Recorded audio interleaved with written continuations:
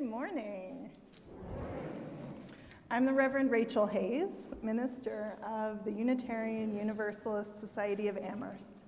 I use she, her pronouns. Welcome to you, old friends and new, young and old, in the Zoom and in the sanctuary. You are an essential part of our celebration today. Whether today is your first or your 1000th Sunday in our midst, we are stronger because you are with us. We are one people of many beliefs, many origins, sexualities, and genders. We are all growing, all learning, all loved. Just as you are welcome here. Today, we celebrate our flower ceremony. If you're joining us in the sanctuary, we do have lots of extra flowers to share if you did not bring one. If you're joining us by Zoom, you may choose to have a flower with you as you participate in the service, or a picture of a flower, or your favorite floral scent, whatever inspires you, and you'll be invited to hold that up at a point in the service if you choose. You may notice that I take my mask off to speak and then put it back on again to sing. Any of our worship leaders who unmask have tested negative for COVID this morning. Our congregation has made the choice to prioritize the vulnerable rather than the comfortable with how we take care of one another. I call us to worship this morning with these words from the Reverend Dr. Susan Frederick Gray, President of the Unitarian Universalist Association. As we light our chalice this morning, may we be mindful of how radical and powerful love is, and how dangerous those who use fear perceive love to be. May we know how necessary and essential it is to keep alive the message of universal love, of humanity and human dignity, of reverence for life, all creation in our hearts and in our actions. We are now among the keepers of the flame. On that note, I invite you to say the chalice lighting words with me. We light this flame to invite a world of peace, where we heal the wounds, where we share what we have with one another, where justice is another word for relationship, and we listen for what love has to say.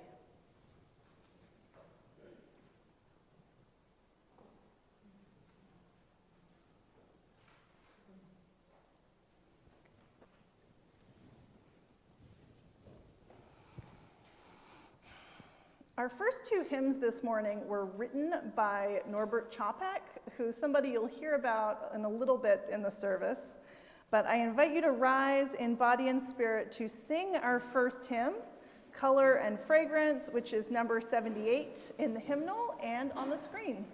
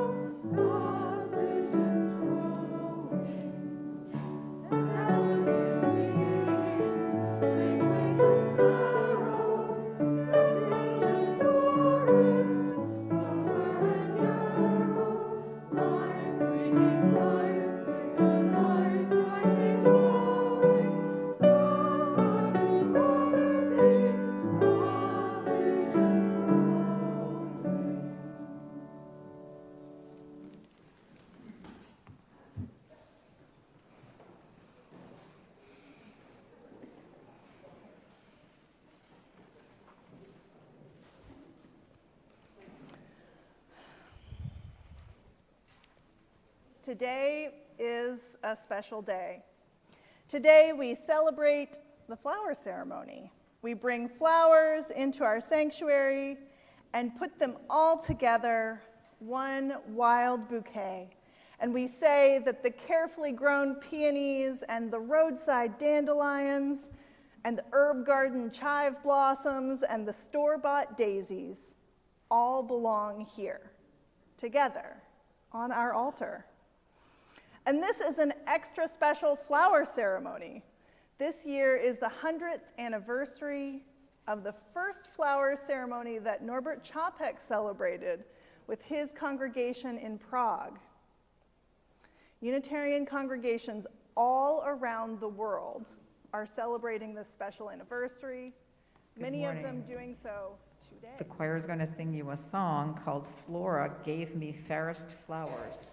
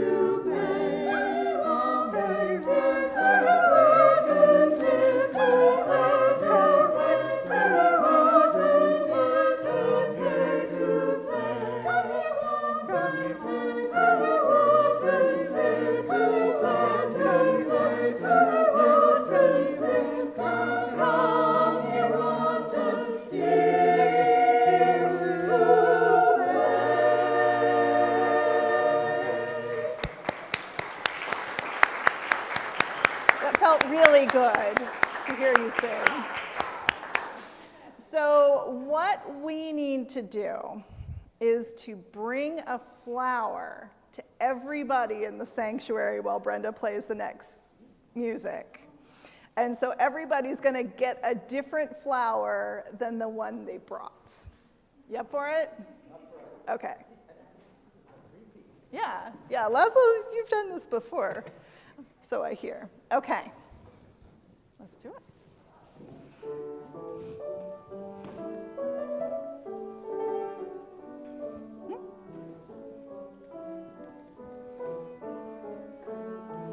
I'm going to start with these.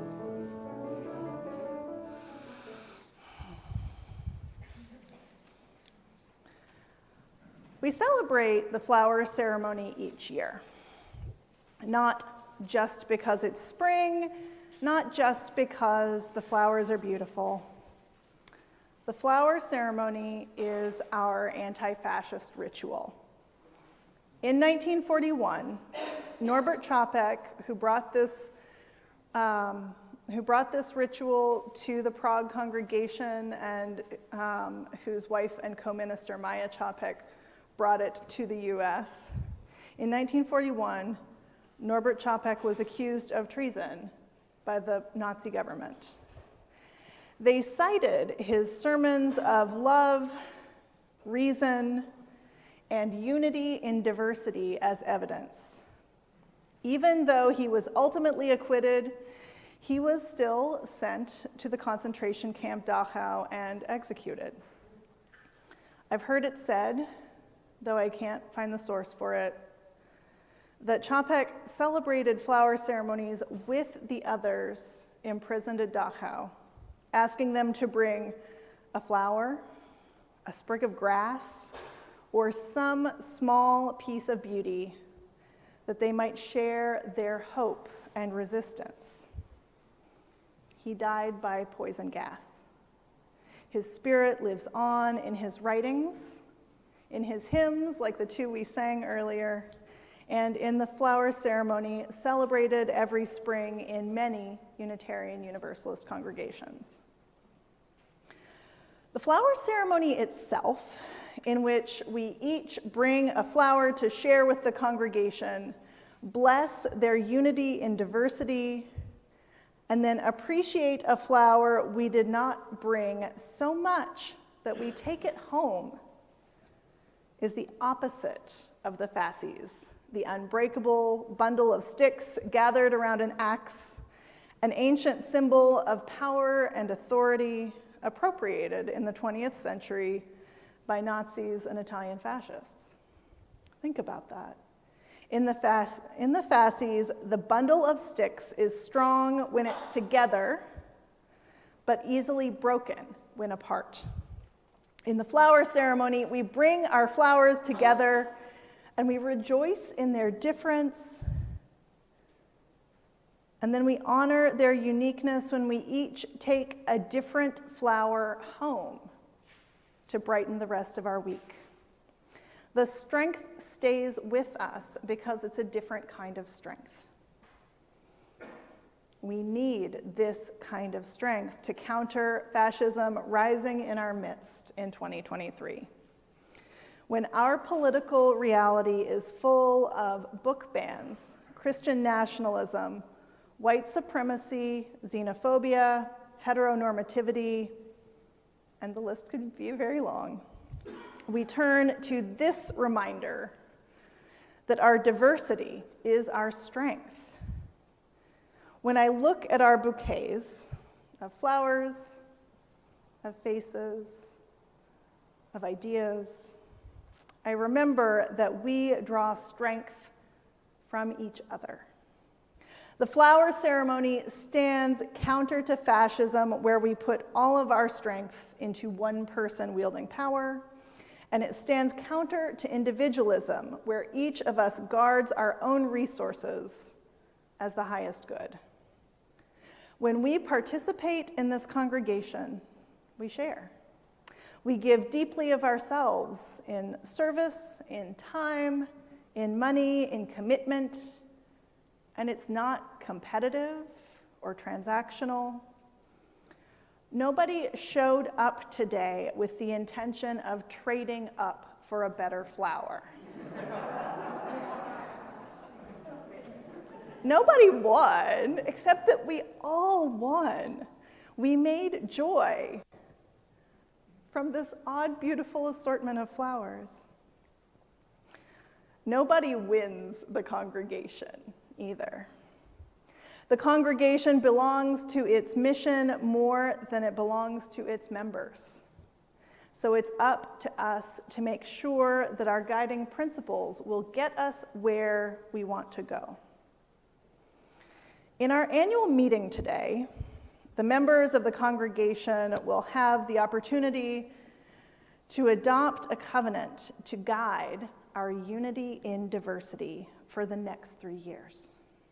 The Committee on Shared Ministries drafted 2 slightly different versions from conversations with members, beginning with a covenant by James Vila Blake that many of you cited in our preliminary conversations, and conducted several chats and a survey to receive your feedback. This process generated 2 versions, one longer and one shorter. There they are. I invite you to read them both out loud along with me, to taste the words in your mouth and see what they mean as you say them.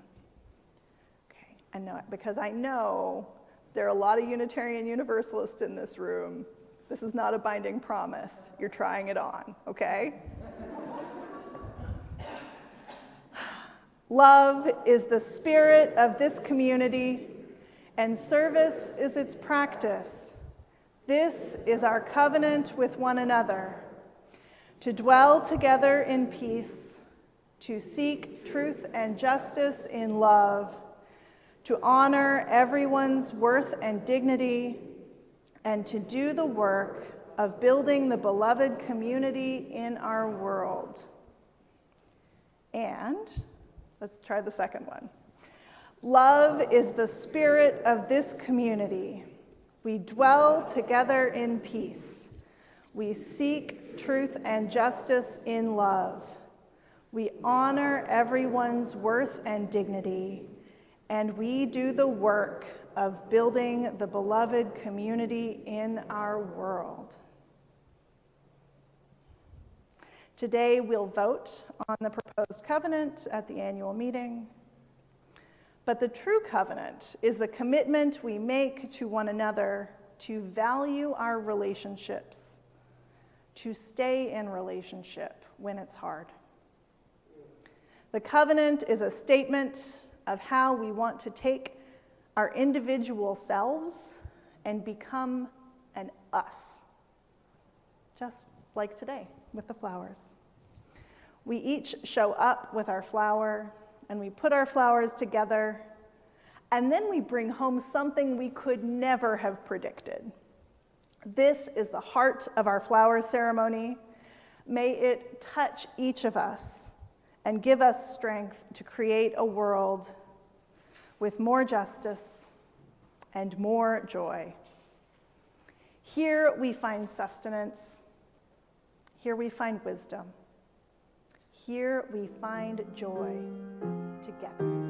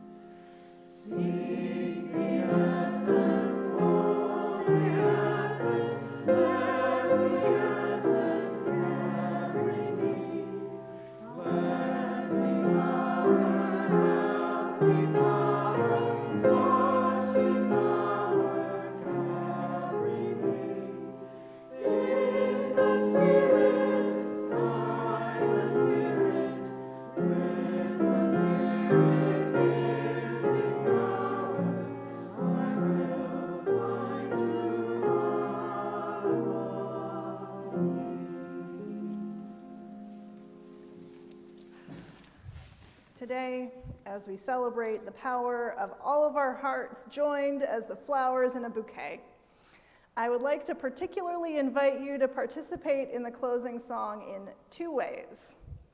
To be part of a circle of love and care around the outer aisles, maybe holding hands if you're into that. And for those who would like to be held in that love and care, stay in the center of the circle. Feel yourself held in that love. And now let's place your hands over your heart. Reach out to someone near you and let's sing our closing song.